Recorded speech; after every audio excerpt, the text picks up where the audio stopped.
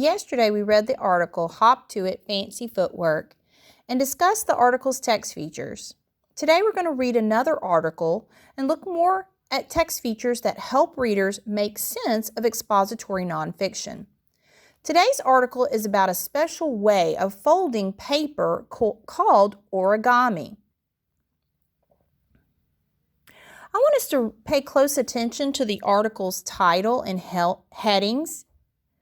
And I want you to look at how it's in bold print so that the readers can see them more easily. Titles and headings are text features that help readers know what information might be in the article. I want you to follow along as I read our title and headings out loud. Origami, the art of Japanese paper folding. Ancient art form, modern appeal. A worldwide craze. After reading the titles and headings, what do you think you might learn from this article? Pause the video and type your response in the comment box below. When you are finished, resume the video.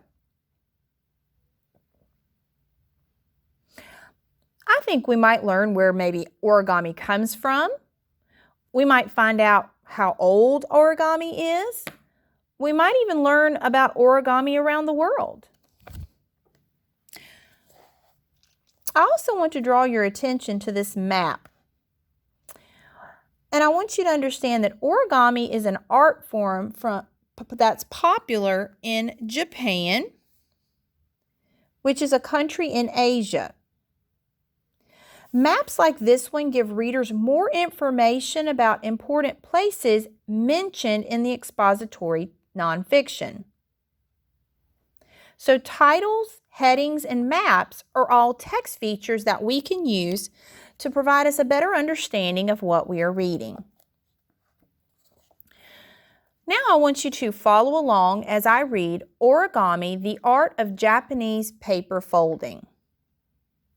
As we read, we're going to stop and ask some questions. So follow along as I read. Origami, the art of Japanese paper folding. Ancient art form. Modern appeal.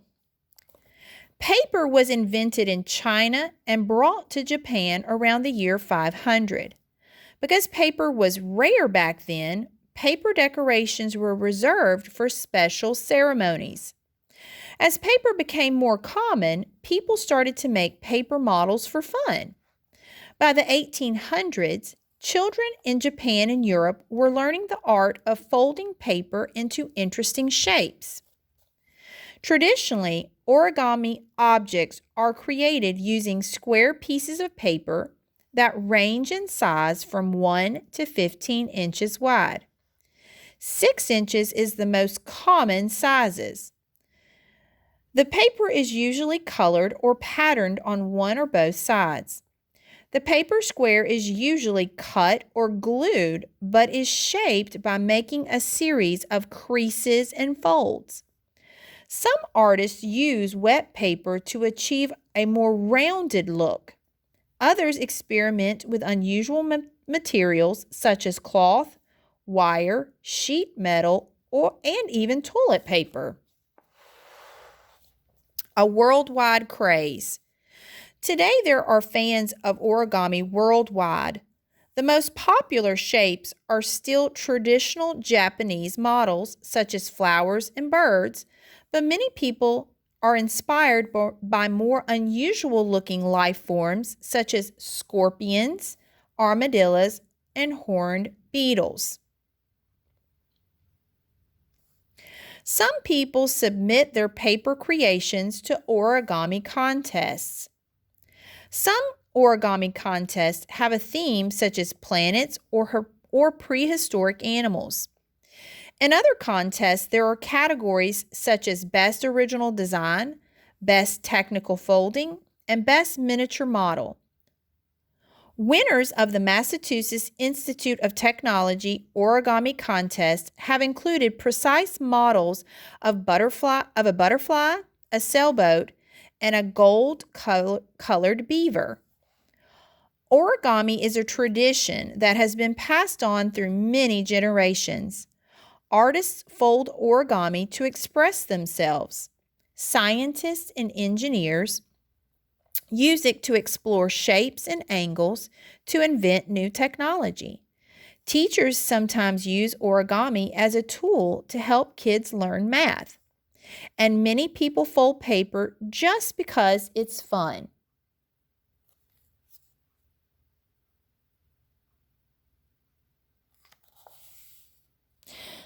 So, what did you find out about origami from this article?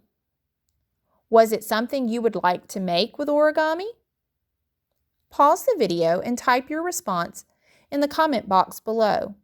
When you are done, resume the video.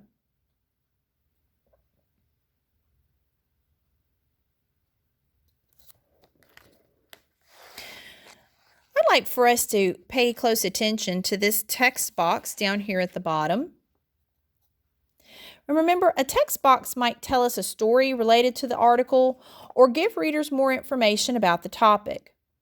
This text box tells us about a girl named Sadako Sasaki who wanted to fold 1,000 origami cranes. I want you to follow along as I read out loud. In the city of Hiroshima, Japan, people bring thousands of paper cranes to a memorial park every year. They do this to remember a girl named Sadako Sasaki. After World War II, Sadako became ill with leukemia, a form of cancer. She had heard the legend that if a person folds 1,000 paper cranes, he or she will be granted one wish. Her wish was to become healthy again. Sadako decided to fold 1,000 paper cranes. For months, she kept folding and folding, but on October 25, 1955, she died with 350 cranes left to make.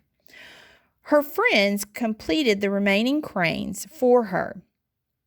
Sadako's determination to finish her project has come to stand for a wish for peace. Today, people across the world fold paper cranes and string them into chains. They send them to the memorial park to remember Sadako's dream. So, what did you learn about Sadako Sasaki? Pause the video and type your response in the comment box below. When you are finished, resume the video.